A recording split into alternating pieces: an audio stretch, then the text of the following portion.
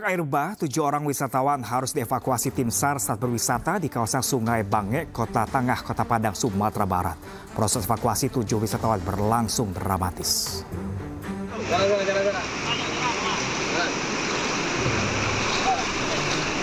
Nah, ini yang kita kan dilawan.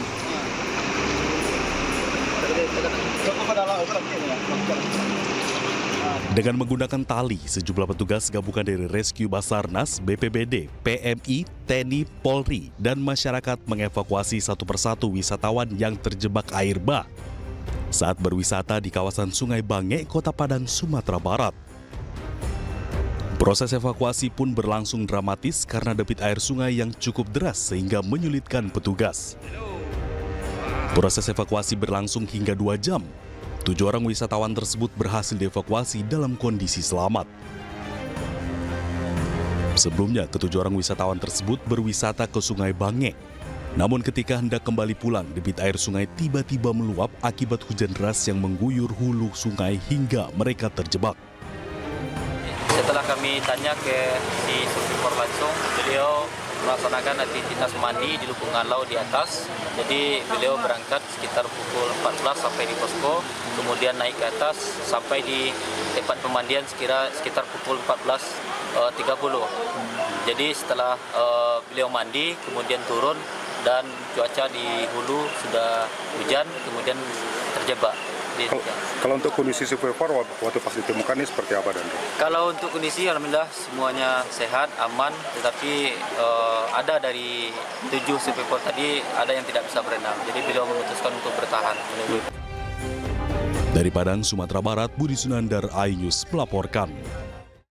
Direktorat Kriminal Umum Polda Jawa Tengah membongkar praktik predator seksual di wilayah Kabupaten Jepara. Tidak tanggung-tanggung, sebanyak 21 anak menjadi korbannya.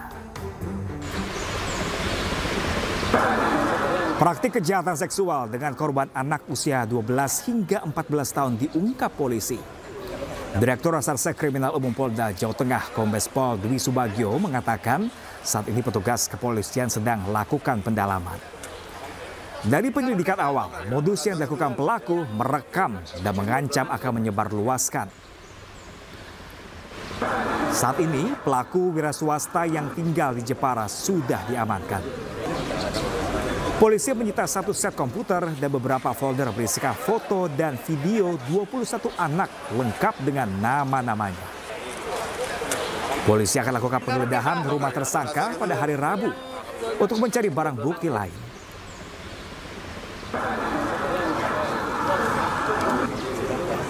Telah melakukan kegiatan dengan cara menggunakan media digital, namun berakibat pada korban-korban, terutama anak-anak di bawah umur.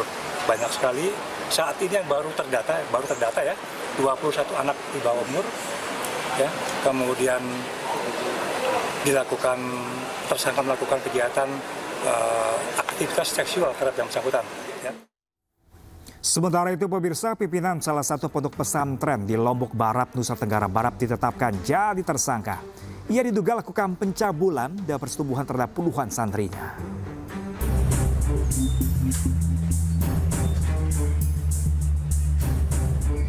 Satreskrim Polresta Mataram menetapkan pimpinan salah satu pondok pesantren di Kecamatan Gunung Sari, Lombok Barat, Nusa Tenggara Barat berinisial AF 60 tahun sebagai tersangka pencabulan.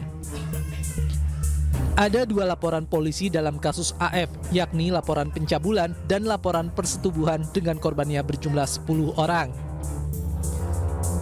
Dugaan kasus pencabulan dan persetubuhan tersebut terjadi pada tahun 2016 hingga 2023 lalu.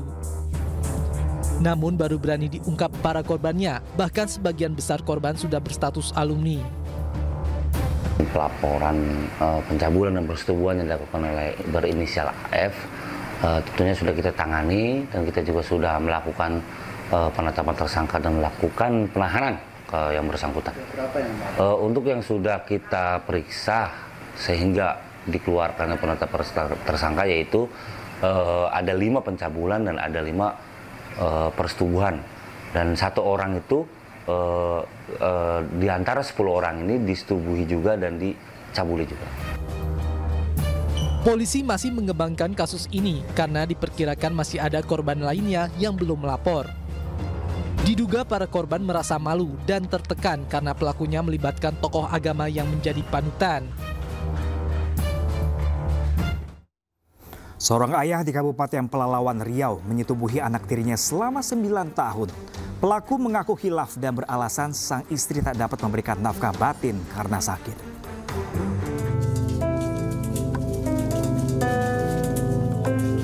Seorang ayah sambung berinisial S, 45 tahun di Kabupaten Pelalawan Riau, tega menyetubuhi anak tirinya selama 9 tahun.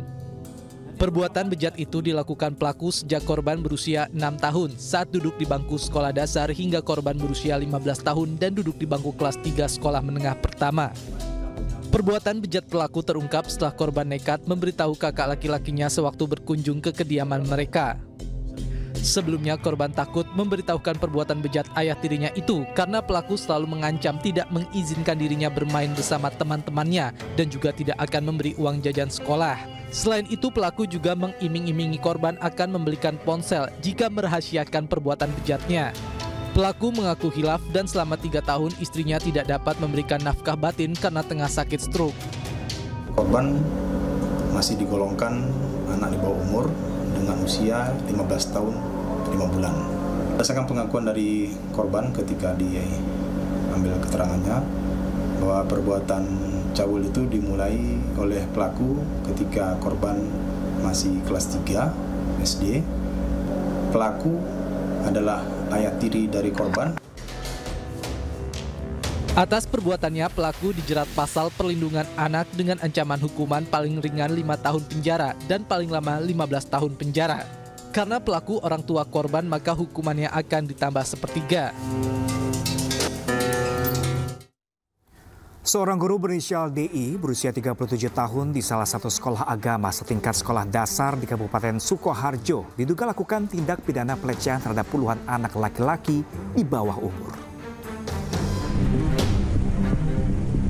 Kasus pelecehan terhadap puluhan anak laki-laki di bawah umur terungkap usai salah satu siswa mengadu telah dilecehkan tersangka ke orang tuanya. Pengakuan demi pengakuan muncul hingga akhirnya ada sekitar 20 siswa yang menjadi korban. Korban merupakan murid tersangka yang masih duduk di kelas 1 sampai kelas 3 SD dan seluruh korban berjenis kelamin laki-laki. Aksi pelaku dilakukan di lingkungan sekolah dan luar lingkungan sekolah. Penyidikan, kemudian dari penyidikan kita bisa menemukan alat bukti yang cukup ya untuk D ini kami tetapkan sebagai tersangka. Pelaku dipecat dari sekolah dan telah ditetapkan sebagai tersangka oleh Polres Sukoharjo. Ini pelaku pelecehan puluhan anak dijerat pasal 82 tahun 2016 tentang perlindungan anak dengan ancaman hukuman 15 tahun penjara. Dari Sukoharjo, Jawa Tengah, Zanuar Ainus melaporkan. Polres Ngada berhasil mengamankan pelaku pembuat dan pengedar uang palsu di wilayah Flores. Para pelaku mencoba edarkan uang palsu di masyarakat dengan cara transfer di kios warga.